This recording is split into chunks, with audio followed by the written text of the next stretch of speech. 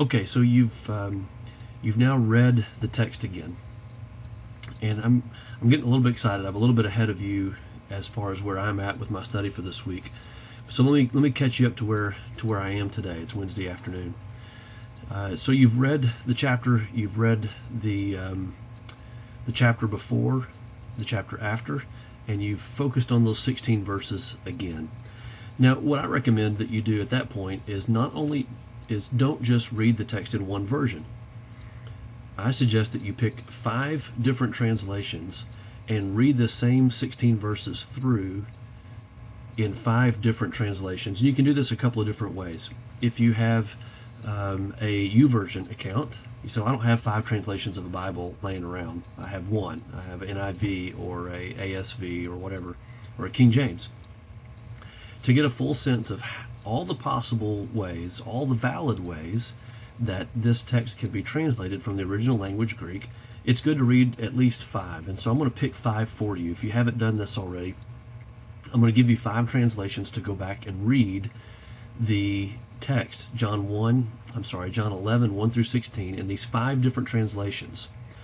In another blog, I'll talk to you about why these 5 translations, as opposed to, there's dozens, if not hundreds by now, that you could pick from.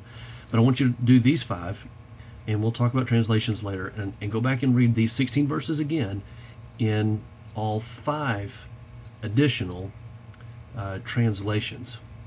At the end of that process of reading that, I want you to go back on a sheet of paper and I want you to write down the questions that you might have come up with as far as who, what, when, where, not why. Why is the next step that I'm already into and I'm excited about and can't wait to talk to you about it. But I want you to write down the questions, who, what, where, when, and then as you go through all 16 verses, what questions based on that pop out at you after you've read all 5 versions. So, well, what 5 versions on YouVersion should I go read? Well, here's the 5 I want you to read. I'm actually going to give you 6. I want you to pick. No, I'll give you 5. The first is the NIV 84, the 1984 version of the NIV. It's the one we typically preach from at Cornerstone. It's the most popular translation on the market right now. You probably have one of these in your home. If not, it's very easy to find on youversion.com, youversion.com. The second translation I want you to read is the Holman Christian Standard Bible, or HCSB, the Holman Christian Standard. That's your second one. Your third one I want you to read is The Message. The Message. It's Eugene Peterson is the translator and the author. It's more of a paraphrase version. Okay, it's not a word by word literal. We'll talk more about that later, but I want you to read The Message. And then there's 2 others I want you to read. I want you to read the ESV, the English Standard Version, and then I want you to also read the NASB 95, the New American Standard Version 1995. So let me tell them again. These 5 translations, the NIV 84, the HCSB, the Message, the ESV, and the NASB 95. So read those translations, then go back and write your questions, who, what, when, and where. Pause this right here if you haven't done that and finish that, and then come back and pick this up. Okay, so you've paused it and you've read all those translations, all 5 versions back and forth. And then you've taken out a sheet of paper and you've written your questions of what you see. And I'll share with you some of the questions I wrote down. Questions from initial reading, and we've now can say we've done our initial reading. The whole book, all 3 chapters, the verses that we're focused on, and then 5 different translations of those same passages. And so here's some of the questions I wrote down. And I forced myself to not assume I know the answers to questions that I might kind of think, well, I've seen that before, heard that before, I know who that is. I want a fresh reading and understanding of these things. So from verse 1, who was Lazarus? Where is Bethany? Who is Mary and Martha? Again, the questions are who, what, where, when. Verse 2, what happened when Mary poured perfume on Jesus and wiped his feet with her hair, as is referenced in verse 2? What happened that's referring to? Who else was there to see this event of Mary pouring the perfume on Jesus' feet? Where did that happen?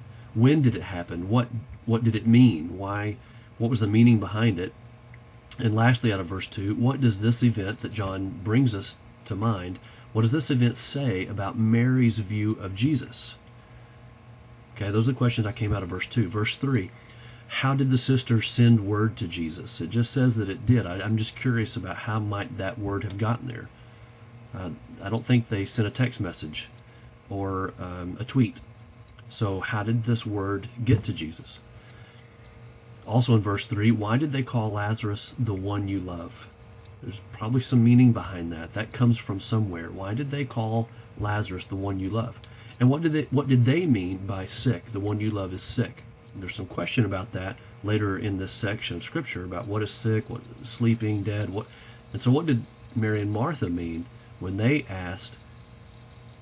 said to Jesus, the one you love is sick? What can we assume, or what can we discover that they meant by the word sick? And what about in verse 5? I got another question in verse 5. Where or how did Jesus develop this close relationship with Mary and Martha? Verse 5 intones that says that he loved them. Well, how did he come to love them? Where did this relationship happen? Where did it develop? What's the backstory to this relationship he has with them? And Lazarus as well, Mary, Martha, and Lazarus. And then one of the biggest questions that this entire chapter seems to me to be centered around, that we're going to glean from and draw from a lot, and it's important we ask it right up front as we come to it. Why did he stay 2 more days? There seems to be a focus about that point, that the text in John makes it clear that in verse 5 it says, verse 6, yet when he heard he was sick, he stayed where he was 2 more days. Why is that information so important? Well, I think it becomes very important. Verse 7, when was he last in Judea, and why did he leave? We know some of that from our reading of the whole book and the chapter right before. That refreshes our memory. We probably know a little bit about that and can go to that chapter to find that answer. Verses 9 and 10, very, very curious statements by Jesus. What kind of statement is this? Was it a parable? Was it an illustration by Jesus? Was it some kind of literal commentary of something going on in that moment?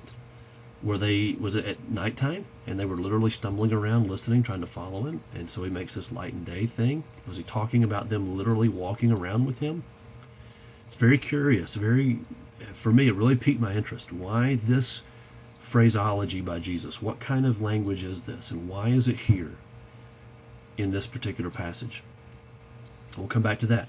Verse 11, had Lazarus died at this point? Jesus says he's fallen asleep. We learn a bit later that he means that he's dead. Is he dead now? When has he died? If so, how did Jesus know this? Was there another messenger? Was this miraculous divine understanding? Can we know which is the case? Verse 16, who was Thomas? Who was Thomas, and what was meant by his statement, which is going to lead us into the second part. Those are the questions I have. I want you to go back through your text, see where those questions came from and why those were curious to me. Maybe you have some other questions that you'd like answered. All questions are okay about the text at this point, from any of your reading and your overview observation, your flyover. Any question you have about any of the who, the what, the when, or the where are important for you to write down. And then it's time to spend some time going to find those answers.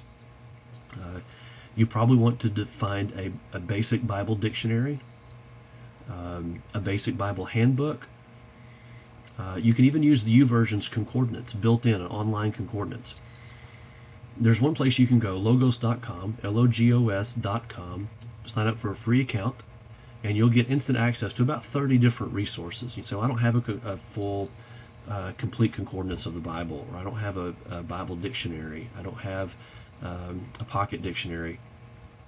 If you'll go to logos.com, register for a free account, they'll instantly give you immediate access to 30 different books, some of which are those kinds of books: a basic Bible dictionary, a basic what does this mean in the Bible. It'll be enough information with the online concordance that you can have there too, where you can search for the word Martha in the entire New Testament, and it'll bring up to you every place the name Martha comes up.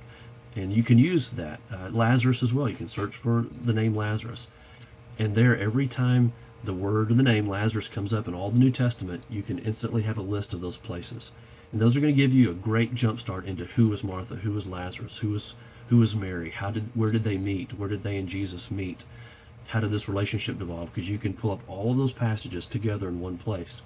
You can then click over on one of the Bible dictionaries, look up the name Lazarus, and get a complete rundown there as well with some other helps.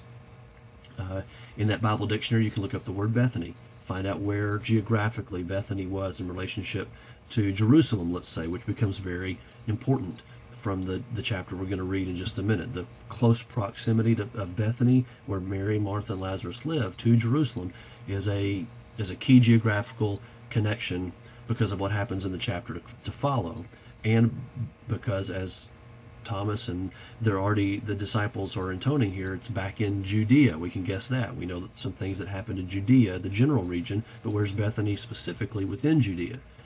Why might that be a dangerous place for Jesus to return? So all those questions are important to go back and discuss and write out your own answers to those questions as you discover them.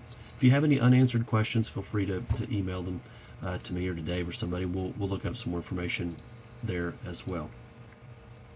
So I'm going to stop there in this segment and upload another segment in a minute, but this kind of completes our observation and flyover stage. And I just wanted to catch you up. It's Wednesday afternoon for me, and I've been doing that kind of work from Tuesday afternoon up to Wednesday afternoon, and I'm now into the next section, which is interpretation, which we'll talk about in the next video segment.